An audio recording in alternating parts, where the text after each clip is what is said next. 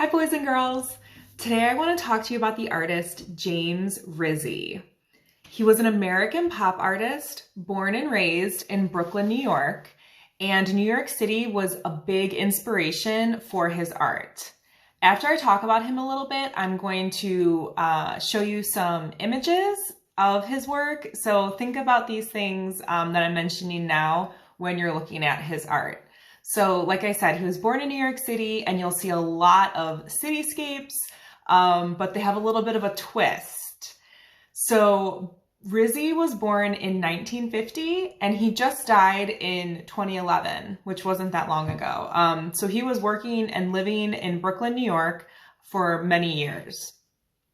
He's best known for creating art that was super colorful and had a lot of personality. He created these almost like characters within his art, combining something very traditional, like a cityscape, a landscape, with these characters, which you'll kind of see what I mean in a minute. He created these buildings in different styles and shapes, and then on the buildings, he would put really cool and funny faces, basically, these character faces. So he would think of all these different emotions: angry, funny, silly, joyful, scared, happy. Every emotion you can think of, he created a face for and put them on these buildings. So let's look at some of his work. And after we do that, I'm going to show you a really easy way to draw your own James Rizzi cityscape.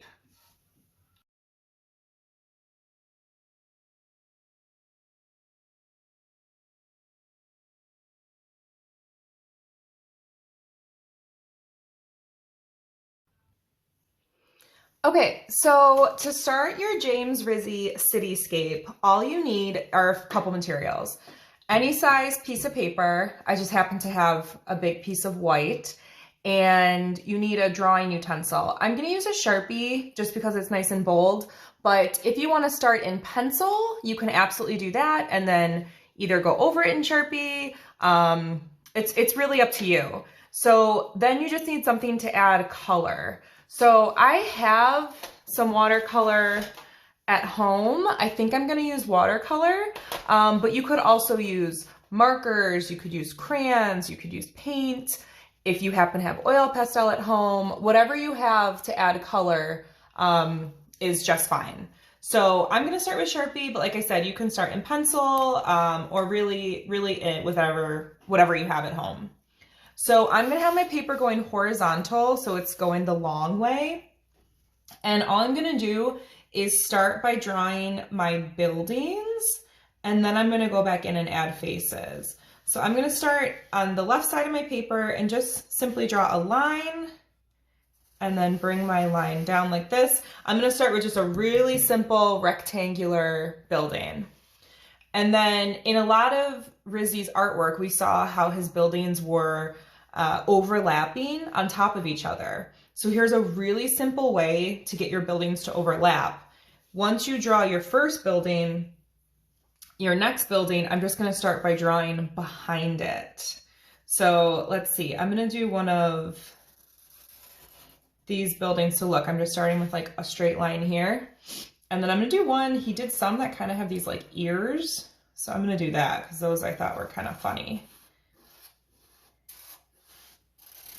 And the cool thing with Rizzi's buildings is they don't have to be perfect, right? His buildings had a ton of personality, but they were definitely not always perfect.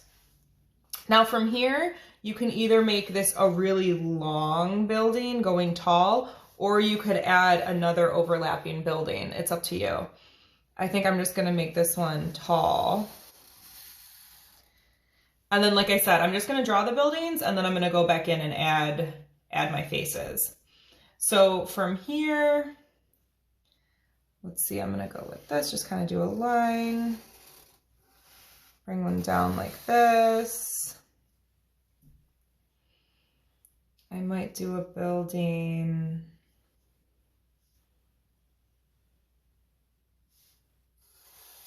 Again, kind of overlapping a little bit. And maybe for this one, I'm not going to draw all the way down because I'm going to do another building kind of in front of it. And bring it down, and now I'll connect it. And I'm just going to keep going. Let's see. For this one, I might draw a little guy. Just like a little building. Down here. And then I'm going to draw a really big one. But the cool part of his buildings, like I said, you can really make it look however you want. Just kind of build a cool city.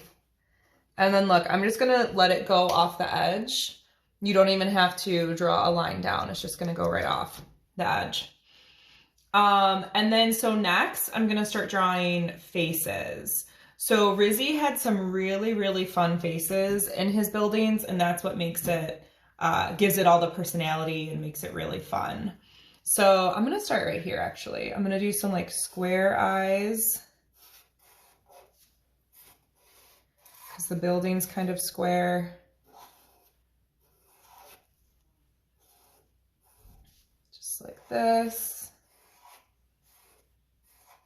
Then let's see, I might do like a big kind of funny nose like that. And now I just have to be careful for my mouth that it doesn't, you know, get too covered up by the building in front of it, but that's okay. I can just kind of draw what I can fit, and it can still overlap behind. And I go like that. So it's overlapping. And I'm gonna draw a mouth. I'm gonna go like this for some teeth. And then I might draw a tongue. His mouth is big and open. That's a fun one. Let's see, what about one with, he did some glasses I saw. I might do that over here.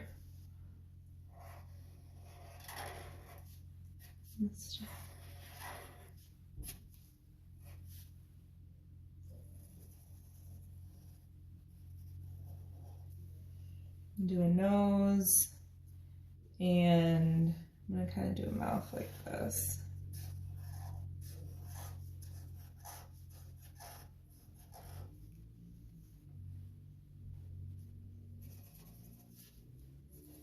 That's kind of like a silly guy. I like him. Okay, what else?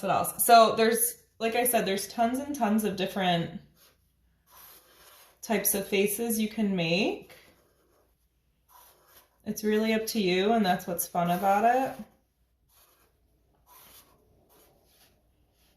I'm gonna go like this. Maybe this one has like a triangle, or I might do a square nose for that one.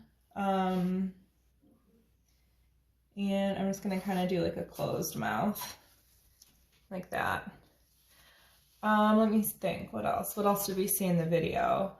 Oh, you know what else I was thinking of too? You can add windows if you would like to some of your buildings, which is fun too. Because again, they are buildings, so they're going to have windows.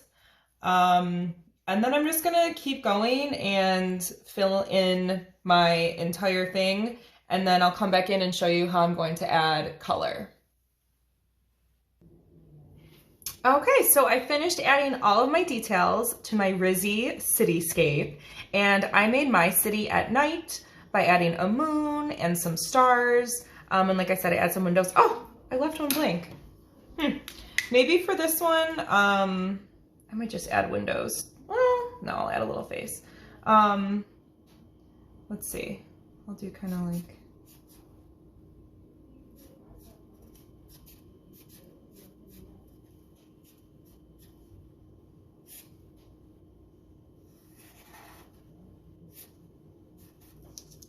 I did before. All right, little face.